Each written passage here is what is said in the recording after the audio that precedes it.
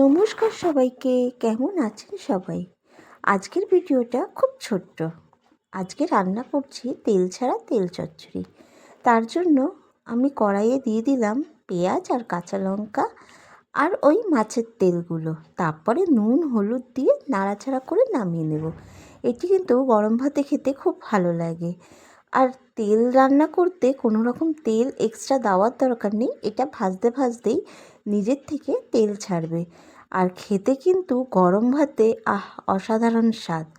আপনারা কি এরকম তেল ছাড়া তেল চচ্চড়ি খেয়েছেন? খেয়ে দেখবেন কিন্তু। দেখুন, এটা দেখে মনে হচ্ছে আমি তেল ছাড়া রান্না করেছি। খুব ভালো হয়েছিল খেতে। আপনারা জানাবেন আপনাদের কেমন লাগলো। আমার চ্যানেলটিকে নতুন যারা দেখবেন প্লিজ সাবস্ক্রাইব করে আমার পাশে থাকবেন। আর আমার রান্নায় যদি কিছু খারাপ মনে হয়, মানে ভুল কিছু লাগলে, সেটাও জানাবেন। নমস্কার, ভালো থাকবেন সবাই।